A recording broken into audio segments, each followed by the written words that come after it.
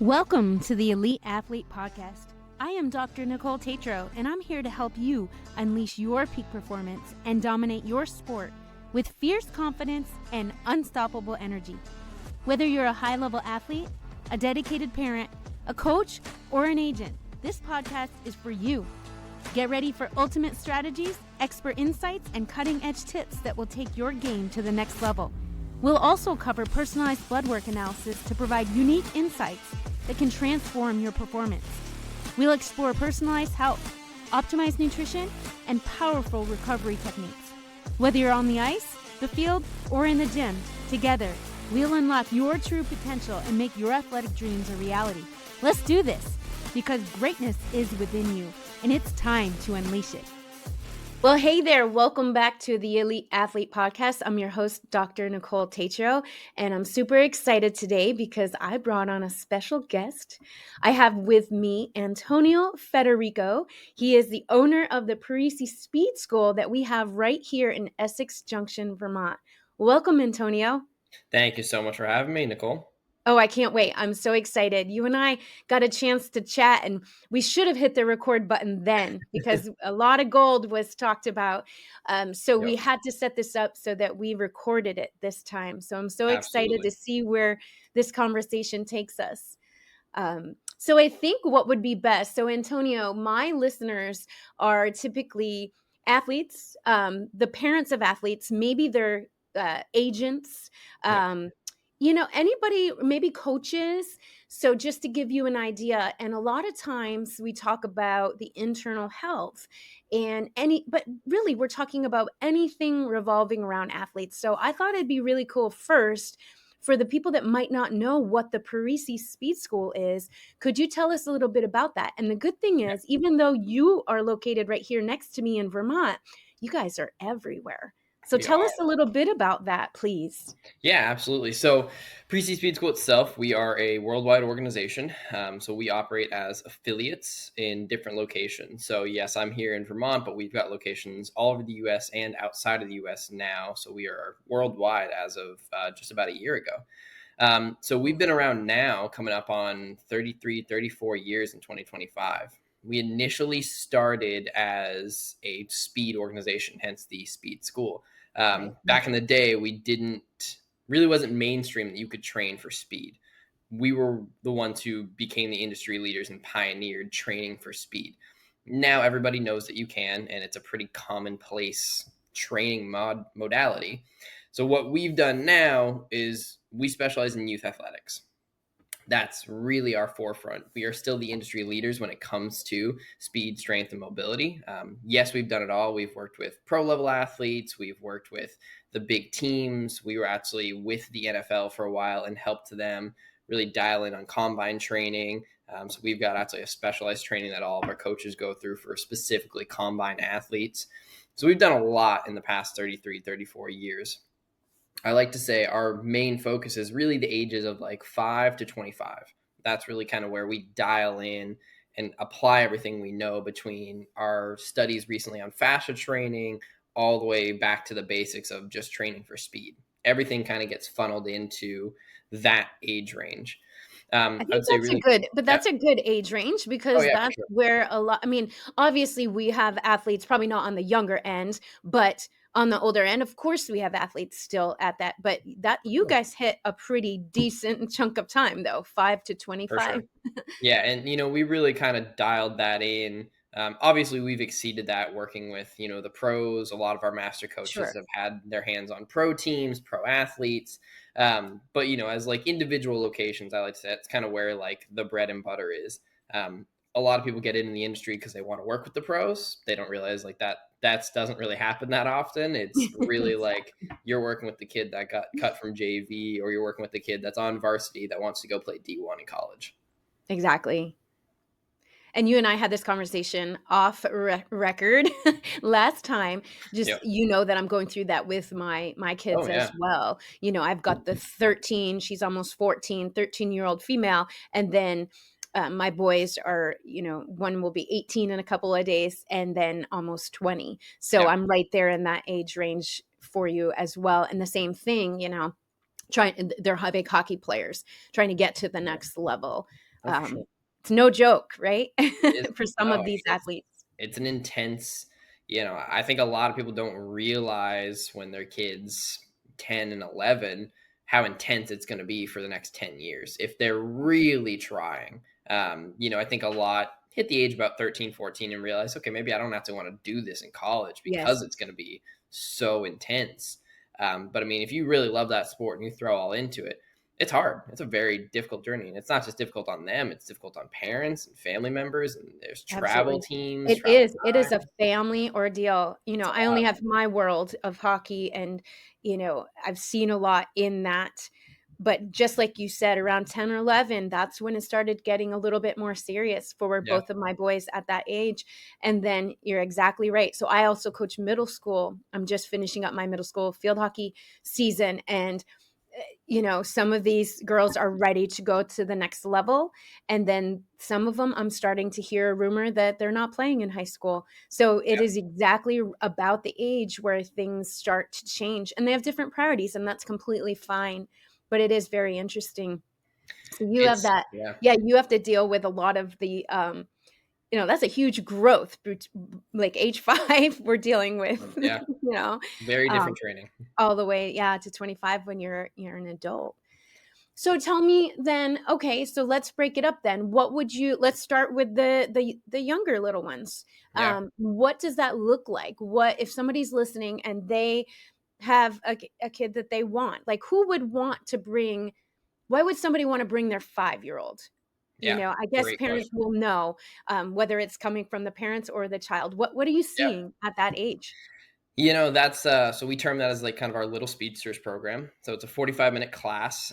We don't do private training or anything bigger than that until they hit at least age 9, because it's just, to be That completely makes honest, complete sense. pointless. Yeah, I These get it. kids, that really young age group, our biggest baseline is social skills, self confidence, and teaching them how to use their body.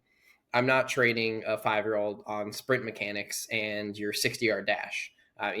We're really dialing back what we know. They don't even have the muscular development yet. Like, yeah, things aren't even developed. And that's where we want to help steer that into the right direction. I think a term that I use a lot that most people know as generational wealth, that's a big conversation in the financial industry, Mhm. generational wealth. Generational health is not so commonplace. Oh, I And love that. what we kind of talk about with that, and my reason why I talk about that a lot, is you're investing in the fact that in 20 to 30 years, your kid isn't going to have to go see a physical therapist 3 times a week for 7 months because they got out of bed wrong. You're setting them up for success.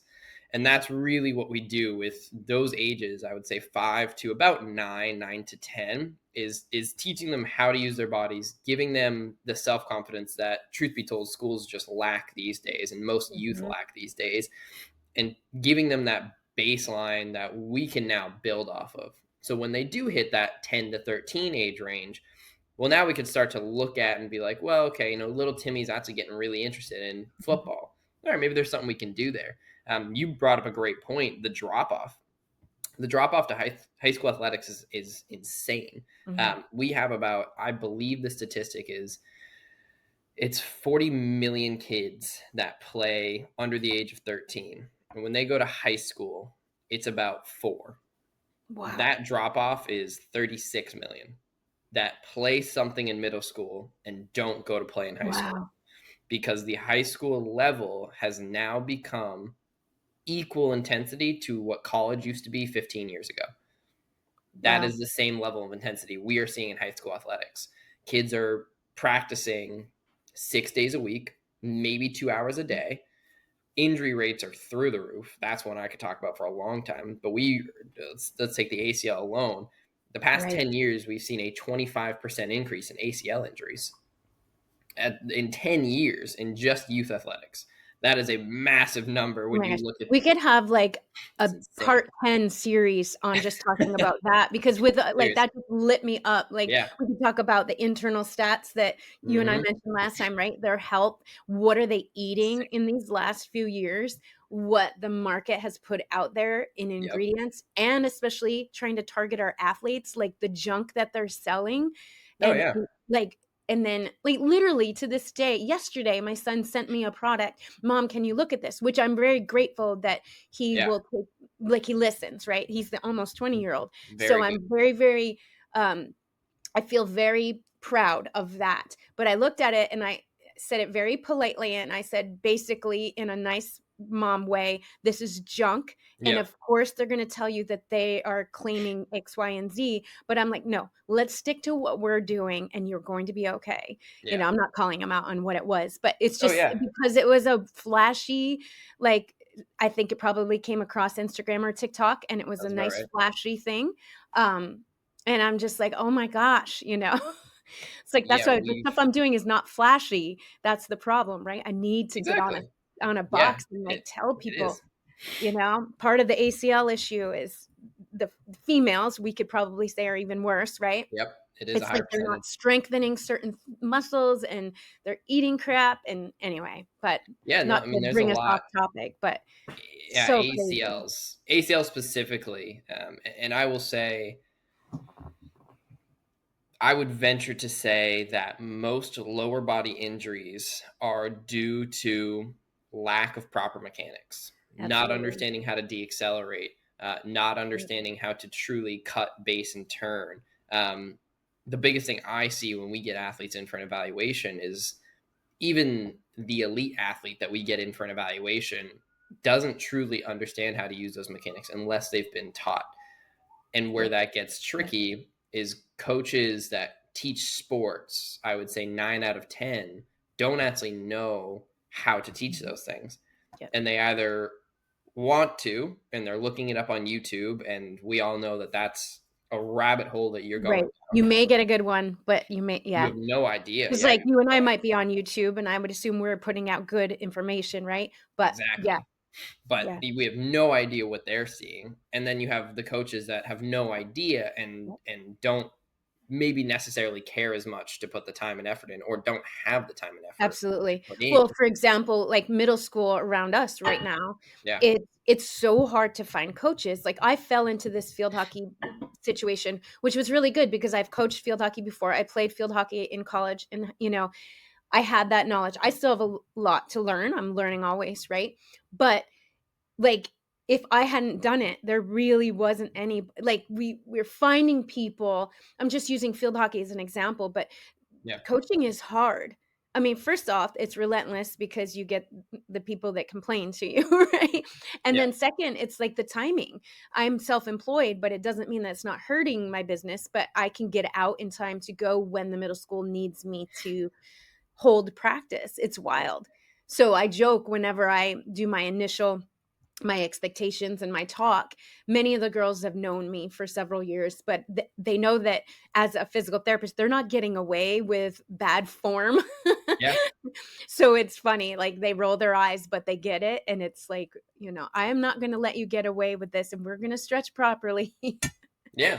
And that's, But not that's a everyone is one like out of that. 10. Yeah, It truly is. I mean, we see it, luckily not many of our athletes deal with that, but there are some that are in our program that I have to temper that expectation of, hey, if you're only going to be here once a week, you need to know you aren't getting the full experience. You need yeah, to know that the once a week is not going to fix anything. Where we are putting water on a burning house and we're using a teapot to do that. We need that fire hose. I need you here at least for a couple of months at that 3 to 4 times a week so that we can baseline. Then you can drop to 2 to 1 when you hit an in season. It's a very different conversation, but sure. we need to temper that expectation. If you're in an off season, you're here once a week, yeah, there's not much I can do I can teach you a lot in 1 hour once a week, but that's a lot of other hours that you are doing either the same thing, so you're just reinforcing a bad habit, Right. or you are doing nothing, which is also reinforcing a bad habit. So it's a real catch 22. But I mean, with the injury rates being as high as they are, it I'm venturing that we will see a shift in the next 5 to 7 years because they're going to get so high that parents are going to have to ask questions because already it is starting to become commonplace. oh, my kid's playing this year. She's got a bad knee. We're going to tape it. Yeah. Oh, she's got a bad elbow. We're going to tape it. We're going to do this, that, and the other thing. Um, and they're just biding time. They're like, yeah, she might get an injury this season. It's okay. We've got plans. We know the doctor. It's like that. 20 years ago, that wasn't the case. It was, hey, we're going to play sport. No, that's it. Yeah. Just play. We're not going Yeah, to worry I about the cannot injury. remember when I'm playing, I'm dating myself, but yeah, a lot of times, like, for example, let's just say field hockey, a lot of sprained ankles here and there, Yeah. but I would push through. Yeah. I'm not advocating that, Yeah. but just I'm being fully honest of what I used to do, but there was hardly any of us that had any injuries. I Yeah. think maybe a soccer player had a traumatic break, something like that, but hardly any, and it's unbelievable. As a coach now, I can handle it, and I know the language, Yeah. obviously being a physical therapist, and I can also see through the BS ones. But there is so much. Like, I can't believe all these young girls that have back pain, and I'm not saying they're lying, but I Yeah. just can't believe it. And then is it they're on their device? Is it their poor posture Yeah. that's leading into it? Is it the way they slump over all the time? Who knows? But it's unbelievable, all the little injuries, the little nagging things that Yeah. I never had with myself or my peers when we were their age. No. It's really different. It was non-existent because the environment was so different. And that's what we've and I don't want to bash the sports the sports specific. Okay, it's gonna be hard. Specific. Okay, I'm just not gonna say that word. The industry of like athlete dialing into being so sport heavy has Yep. really put a damper on actual athletes. Do you Um, mean like specifying, like, specializing in one sport? Is that what we're trying to get, like, that kind of exactly, thing? like Yeah, and early specialization as that's well. exactly what's happening. It's a big issue. The problem is it's a $1 trillion industry. And it is the same industry that has now been the fitness industry and the supplement industry and Mhm. everything else in the health and wellness industry because it makes so much money. Nobody wants to be the one to say, hey, your kid doesn't actually need to be on this travel team for 8 months out of the year for 6 days a week. Yeah, you're going to pay 10 grand to do that, but he doesn't need it. Like, I'm not going to say that, if Right. I'm that coach, I mean, I would, but if I'm that coach saying like, "Hey, I'm making 10 grand off, and I got 15 kids, yeah, your kid's got to be here." Oh, if it doesn't, he doesn't, whatever. But like, and then they get the injury, and it's just this cycle is just it's a vicious cycle, and it repeats, and it's over and over and over again. And we're seeing that now. The result of that is now becoming so commonplace where everyone is on a travel team, everyone is on a club team, everyone is, going out of state, doing this and that and the other thing, and they have no time to train. And the second they hit their college years, it is a dramatic shift because now they're playing one sport for maybe 5 months. And now the rest of their time is all training. And that Yeah. S&C coach at college has to completely teach this kid what to do. And they're furious about that. I've spoken with them. Like they are not Wow. happy to get a freshman walking in the door who's never touched a barbell and has no idea how to do a barbell back squat. One of the most simple exercises there is. They have no idea. Now, do you think that are there certain sports? Now, I was going to ask actually this question. There's two questions here. Yeah. First, and we can get to it, is I wondered if you have any, are there, do you get more soccer players? Do you get less hockey players? That kind of thing. Yeah. So that was my other question. And then to go up with what you just said, I'm curious because I know my boys with hockey, they lift, they're not perfect, but they definitely, once it was like appropriate around 14 or so, Yeah. they started lifting. So do you think that's sport specific too? Because I know that's big with hockey players. Oh, yeah. As far as us, like our program, I'll say we get a pretty good diversity. Nice. Just depends on the seasons. Like right now, we're pretty heavy in softball and baseball because it's their complete off season. Yep. Okay, that makes sense. And then like once, gearing up for hockey season, like we start to lose our hockey players because they're Yeah, going into, or we see them once a week. So we're pretty seasonal focused unless like that we've makes got a few sense. kids that Yeah. are with us no matter what it is. And those are the kids that like will make massive strides because they're always Yeah. there. Um, Now, as far as the lifting, I will say, so we're different. And I say this because I will start our kids with a strength program at the age of 7. And no, they're not doing the same thing as a Yeah, 16 of year course. old, Yeah, yeah, I but they're agree with that. starting with body weight bands the Body weight, second they hit 10 and exactly. 12 and Yep, they can show proficiency. We're going to dumbbells and kettlebells. If you show yep, proficiency at 12, well, you're yep. going to a trap bar deadlift. If you can do, if you can do, let's say, a 75-pound kettlebell for a deadlift for a set of 12 multiple times, well, you can handle 65 pounds with a bar. Yeah, it's their And form, right? Because exactly. if they're doing it incorrectly, then Mhm. it's not good. Because I know this Exactly. here for that for people that are listening, there used to be this like, oh, they have to be a certain age before they start lifting weights, like free Yeah, weights.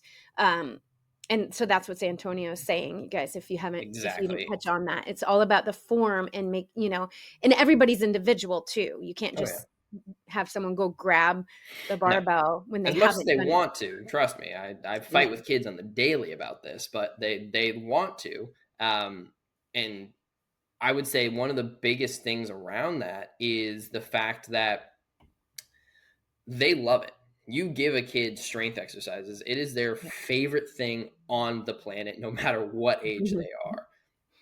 And that tells me something, because if we just gave them that, taught them how to do it correctly with great form, you would see a massive jump in athletic performance. And I will completely say, without teaching anything else, you just taught that 2 to 3 times a week, you would see massive jumps in athletic performance, because you're building a foundation. You are giving a system that is already built for growth more growth, and they will shoot up with it. And you will see those kids make massive strides very quick as well.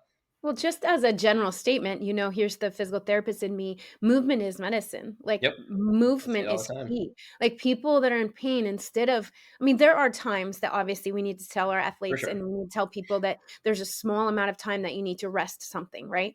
But most of the time now, there's no such thing. There shouldn't be. There's no bed rest anymore for certain things. Like No. after someone has a surgery in the hospital, you get up, you have to move. You're not Yep. laying around. So that's the same thing, like with some of these kids, they can't be laying around and then, movement, like strengthening. Sometimes when people think Something. they need to stretch, they Yeah. really actually need some strengthening.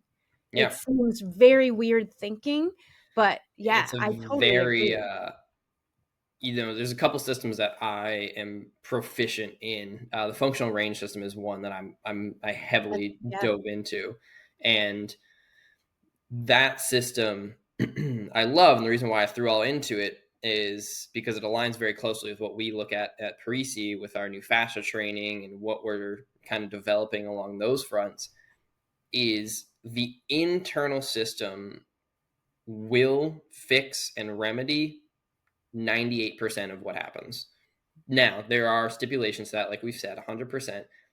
But a lot of the times where, let's say, muscle tightness, lack of range of motion, weakness, mechanics. There's a lot of things that I see just on a daily basis that are, truth be told, things that could be fixed within the span of a month, because it just needs, with a youth athlete, and this is a stipulation I will say, it's got to be a youth athlete, because that system is so capable of making a rapid change because they're Mhm. so young. So Now, incredible. Yeah. you take a 40-year-old person, it might take 2 or 3 months, but it will make changes. Mhm. I've seen people do it at 80 with the program. It doesn't matter. It will make a change. It's just going to take longer. You may get different results. But you could take a youth athlete, and let's just say, they feel tightness in their hips, their lower back, and their hamstrings. You look at their range of motion, and it's okay, but they don't have great internal, external rotation of the hips. If you just took internal external rotation of the hip and you gave them 15 degrees in each movement on each hip, you would see a massive change in low back pain, in Mhm. hamstring tightness. You would see massive changes. And additionally, you would see a far greater change in their mechanics, because the body wants to self-organize. That's the whole goal of the human, the meat bag, as a lot of people like to call it. Like that, the goal, use less energy and figure out what movements use less energy. That's it. And if you give access to greater degrees of range of motion for an athlete and say, hey, go do this thing, and I want you to get to a position you feel stable, they will find something pretty darn close to what good form looks like, if not finding it exactly. Because once you give them the cue of, hey, this is what you should feel, stability, or whatever it may be, get in control of your sprint, feel like you're in control, feel like you're stable. You give them that cue and give them the access in their self-organizing system to get there, they will get there. It's very simple. I get that, like, probably one of the biggest things I get from parents is like, well, you're not really coaching. I was like, yeah, you're right. Like, if I got to berate your kid and scream at him and be like, get to this position, get to this position, get to this position, they will never get to that position when I am not there. They will need me to yell at them to get there. Versus if I say, hey, how did that feel? And kid goes, I don't know. I felt kind of unstable. Cool. Can you do it again and get to a position you feel stable? Okay, sure, I'll try. Done, done, done, done. And it's repeatable.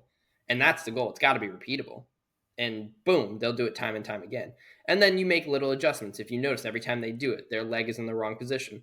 Hey, try moving your leg to this position. Does that make you more stable? Oh, yeah. Okay, cool. Awesome. Hands off.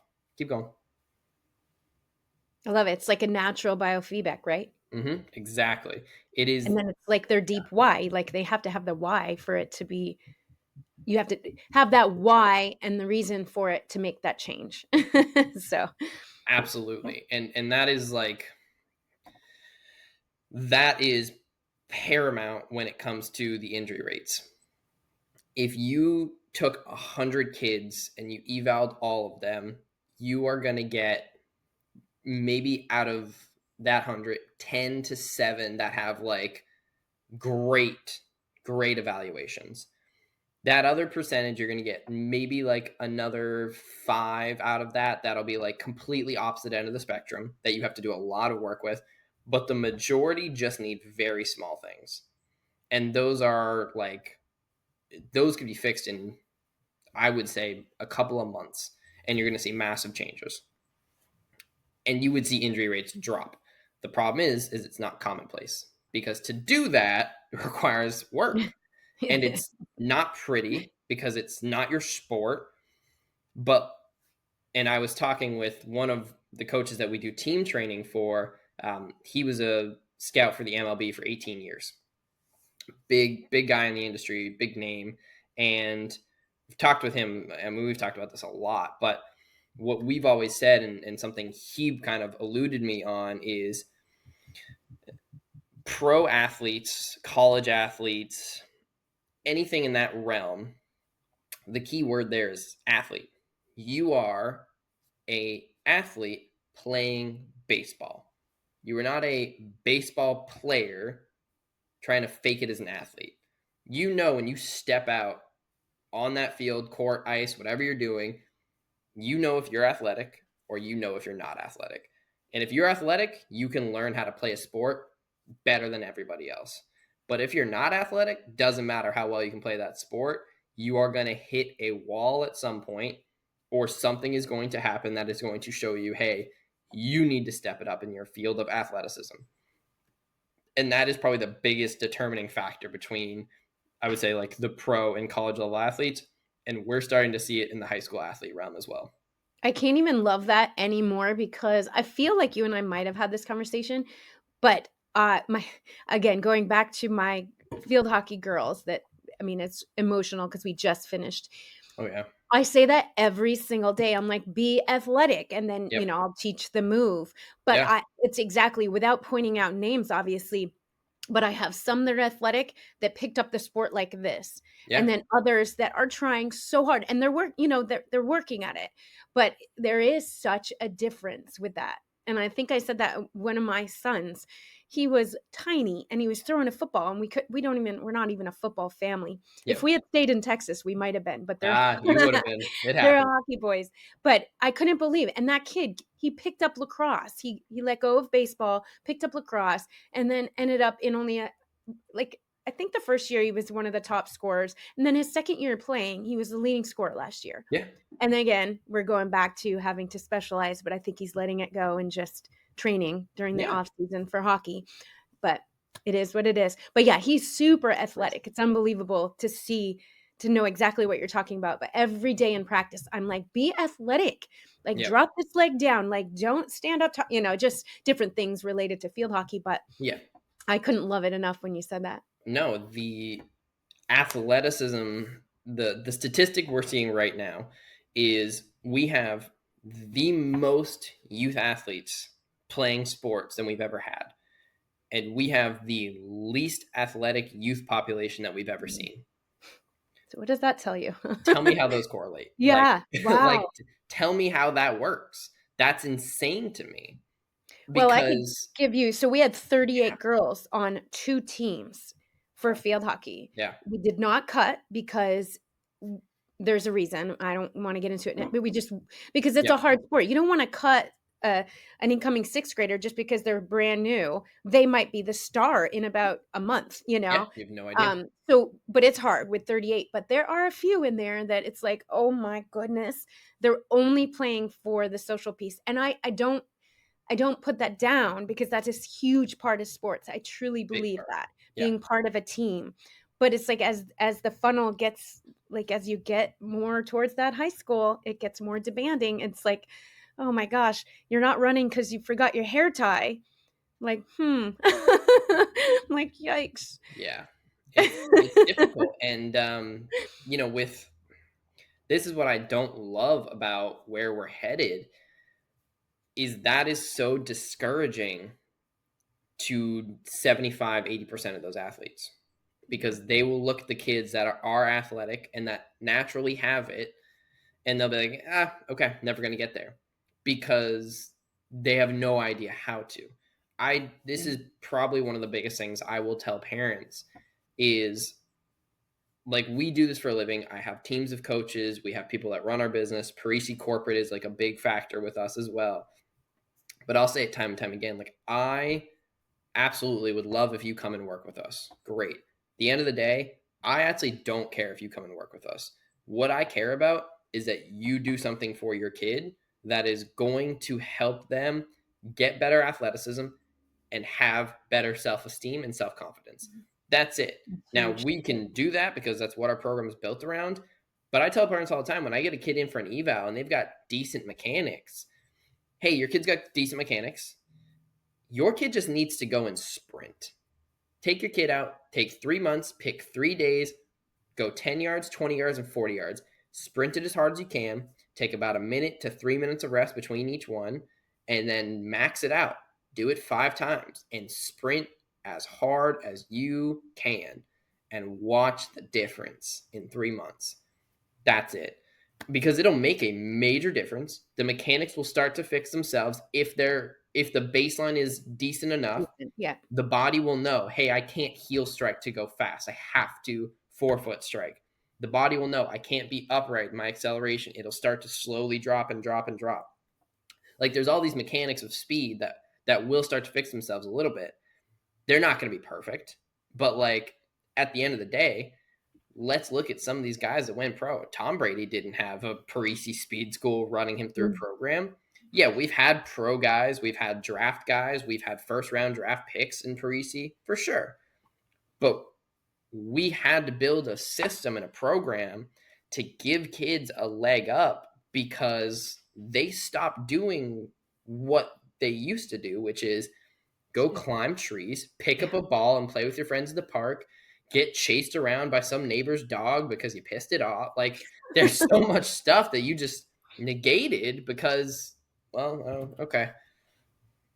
Like that's what happens. And now we're seeing the result of that. And the Scary, issue actually. is now we're seeing, and this is where it gets tricky for us, is now we're seeing the parents that know that and they're like, well, my kid's got to be an elite athlete at the age of 10. And I'm like, no, your kid doesn't. Your kid's 10. You need to put him in a program that's going to make him a better athlete, not the elite hockey player of the state or the elite baseball player. He's 10. You don't know if he wants to play this sport when he's in college. That is 18 whole years that I've he seen it, has I've to heard face. it. I've lived through it with, Yeah, watching people. it's insane, and that is so discouraging to youth athletes because for a long time they just want to play the sport because they love it and they want to be good. And that's it. Like that's the majority of what we hear. Like I just, I want to make varsity. I want to be a starter. Or hey, I want to get back on JV because I got cut. Or I have some kids and respect to them. They're like, "Hey, I don't want to play in college, but I want to be healthy." And it's like, "Wow, I've never heard an 11-year-old say that. That's insane." I'm like, "You're far more mature than I was I gonna say, would that's ever." awesome. I need to see more of those people because Yeah. I'm promoting the health part, the internal part. Yeah. And That's I awesome. really do think like in the next 5 to 7 years, I think we're going to see a dramatic shift because there is such a big big gap between what we're currently seeing and what used to be done. And I think that we could take, for instance, I'm not a huge fan of the schooling system, but let's look at the schooling system. It hasn't changed in over 150 years. There's an issue there. Like everybody Mhm. knows it, everybody talks about it. Nobody really wants to do it because it's gonna be insanely difficult. Hard, It's yeah, it's gonna cause a massive uproar. There's a whole bunch of politics behind it. Like there's a lot. always. Yeah. The Just same minor thing, changes the cause exact same thing is happening with youth athletics. It's gonna be insanely hard. There's going to be a ton of politics behind it. There's going to be a ton, I can guarantee it, of coaches, people that make a lot of money off that industry that are mm, going to push back and say kids need it. And then you're going to start seeing studies that come out that kids got to play 6 days a week because it's good. But if you did any further study and didn't take a specific baseline, studies I don't always love them because you could take no. You can whoever off find the street. I was gonna say, you can get whatever you're looking for, you can find it. There's a Exactly. study Doesn't for it. matter. You have to be very careful. And it's going to be difficult. Um, and the thing I've always said, and truth be told, the reason why I actually took over Parisi in the beginning, because somebody else used to run it, I was an athlete with them in this state. I took it over because I saw and talked to the parents and the coaches that cared, but everyone said the same thing. But every time I asked, well, what do you like? What's being done for it? Everyone's like, I don't know. Somebody else will figure it out. Mm. And I'm like, okay, well, if Yep. everyone says somebody else is going to figure it out, nobody's going to do it. And that to me was like mind blowing. I was like, okay, we have a talent pool in the state of Vermont that is, let's be honest, pretty lackluster. Most kids go out of state to do Yeah. anything because of the talent pool here Yeah, is that's our abysmal. family. Exactly. That's most kids that'll probably go D1 in college and maybe make it to minor leagues, major leagues. Yeah, They're going out of state. They're going to play in Boston, New Hampshire, yeah. New That's York, where my kids have Maine. been. Yeah. Most of them are probably driving to like Philadelphia. They're driving Yep, down to those bigger states that have massive talent pools that breed yep. pros, because we don't have that. Now, we were on the verge about 12 years ago, like 13 or 12 or 11 years ago, and then we were like slowly getting there, and then COVID hit and it Yeah. completely shut it all down. So we've got to completely rebuild that. And that is probably our biggest thing within the business that I run is how do we get a talent pool back to the state of Vermont that when you go for your showcase and say, hey, I'm from Essex Junction, Vermont, they don't go, oh, okay, all right, who's next? This kid ain't gonna be anything. Yeah, exactly. I Because know, that's like, it. so you know that my knowledge is very strong in the hockey world. Yeah. Justin Martin is doing that, like, with the junior cats for Yeah. hockey. I mean, I think he's doing a fabulous job with Brady Leisenray. They're trying to do exactly what you just said in the hockey world Yeah. because they have the knowledge, they have the connections, and they've been there and done that. So it's amazing, and I think it's really, really good. And I do believe that it's helping. I don't know what it'll look like, in the future. I think that it only can help our athletes because we have some really good Vermont kids. We We do. really do, and they're competing, you know? They're out there. I love it. My Facebook feed is all, like, my kids from when they were 8 and 9, you know, all the Yeah. way to now, seeing them. They're all over the US, Canada, they're everywhere. Um, so it's happening. These kids are getting out there. At least, like I said, I'm specific Yeah. to hockey, and I'm sure, and I'm starting as my daughter gets older, we're trying to get the softball, we're trying to get the field hockey. Like, there's that one, the Green Mountain Girls for field hockey, trying to get them Yep. We got a couple exposed. athletes on that team. Yeah, and then you've got Vermont Storm for softball. We're trying to get our girls exposed. But we get out of the state. I mean, we're starting to compete better. I've been involved. This is my 4th year. We're starting to compete, but those Yeah. first few years, whew, you could tell that we were out of our league for a little bit. No, it's a And big, now we're it's, yeah. competing. We're there. We're competing. But I know exactly what you mean. There are, we are starting to see it. And I think, like I said, 5 to 7 years, it's going to be a completely different. There's going to be other problems. Don't get me wrong. Yeah, It's not going to be of perfect, course, but yeah. we are starting to get to the point where I see parents starting to ask questions. They're starting to ask why, and that's a big one. Like, I tell, and probably one of the biggest things I tell my kids 2 things when they come into the program. One, I can never bench you. I can't take your playtime. I can't do anything that you're afraid of. So if you lie to me, like, I'm not gonna be mad, Yeah. but you're not telling me the truth, so I can't do anything to help you. That is Yeah, plain what and good simple. is that, right? Yeah, Yeah. exactly. So you can be honest with me, and we can scale. If you come in and you feel like garbage, I can do something with that because we can still get 10%, 1% better if you don't feel 100%. That's fine. And the second thing I always say is, like, when we are getting an athlete into the program and we really start to, like, dial in with them and we're looking at that baseline, you can make massive strides with just being committed. Pick something, throw into it. Like, be honest and be committed. And that's it.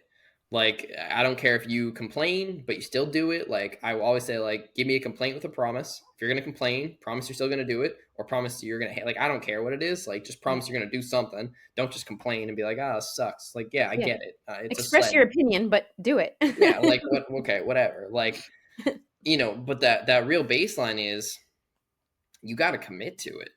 And those parents are asking why, and, like, I tell our guys and girls, like, go ask your coach why you're doing something. If you come in and you say, hey, our coach made us do this in the warm-up or this and that and the other thing, I'm like, cool, go back tomorrow, ask them why, tell me the answer they give you. 90% of the time they come back, oh, it's because we had to. Yeah, that's a terrible answer. Yeah, I'm gonna be honest. Like, does that Yeah. sound right to you? And they're like, no. And I'm like, cool. Ask me why about anything I do. I'm gonna give Yeah. you a reason. And if I don't know something, I will find out. The next time you ask me, I'm gonna know. That's And how I that's it. am Like, too. I love it. it's a really simple recipe that, like I said, I think in 5 to 7 years, we're gonna see a massive shift because kids aren't stupid. They are not, we give them way too little credit. Like, these kids are they're honestly probably smarter than I was at a kid because they're exposed to Yes, technology. exactly. Yeah, They it's are it's maturing. all right here, right? Yeah, they're maturing 5, 10 years faster than they used Totally. to. Totally. Don't You get me gotta keep up started with as a mom. Yeah, don't get me started as a mom. that. Oh Like, yeah, I'm sure. It's raising a terrible. teenage daughter right now, like, whoa. There's Yeah, I'm nothing sure like when I was I can raised. only imagine. Oh my gosh. Hey, I want to respect your time. I know you have to get to an Yes, appointment. absolutely. You and I could probably, like, there's so many things. Like, I was like, okay, we got to talk about that. I'm like, okay, next time, next time. Yes. I am so lit up about this conversation. I think that we should meet up in maybe a month or so and talk Yeah, again. I'd love it. absolutely. If you can spare just a few more seconds here, Yeah. anybody that's listening, if you're in the Vermont area, you can probably contact you directly. If Yeah. not, there are Parisi schools all over. But could you give a brief, like, if people are Yeah. looking for you, how can they find you? Absolutely. So if you're not in the area, just look up Parisi Speed School, .com. If you throw in Parisi Speed School, will come up. You can look in there and you can find a location near you. Call, email them, reach out to them, doesn't matter. You can find us. More than happy to just walk into the shop. We're in the Essex Experience. We're right there with on-track physical therapy. And additionally, you can reach me at our website, which is truewarriortraining.com. Also 802getfast.com. It's also our Parisi website. It's the same website.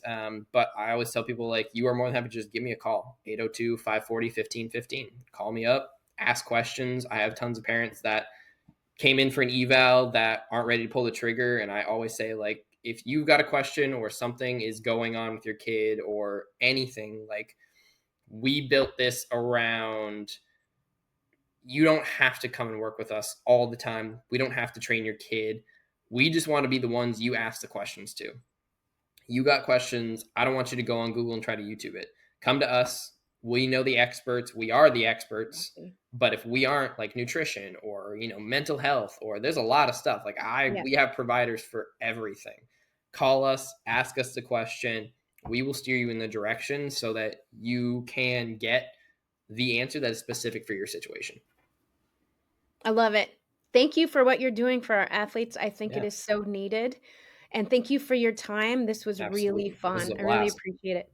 Awesome. Yeah. Let's do it again. We'll connect. Absolutely. Always game. And thank you all for listening to the Elite Athlete Podcast. I'll see you in the next episode. Bye for now. Thanks for joining me today on the Elite Athlete Podcast. Remember, achieving peak performance isn't just about what happens on the field, the court, or the ice. It's about mastering your body from the inside out. Every step you take, every adjustment you make to your health and mindset brings you closer to the athlete you're meant to be. If today's episode inspired you to take action, or you're curious about how you can level up your performance through targeted strategies like blood work analysis, head over to the-eliteathlete.com. There, you'll find program options that are designed to meet your specific needs and help you optimize your health and performance. Don't forget to subscribe, leave a review, and share this podcast with your teammates, coaches, or anyone else you know who's ready to elevate their game. Together, we can build a community of athletes who aren't just strong and fast, but who thrive because they're healthy, balanced, and empowered to push beyond their limits. Stay committed, stay focused, and I'll catch you in the next episode of the Elite Athlete Podcast. Until then, keep striving for greatness. And remember, you are not alone in this journey.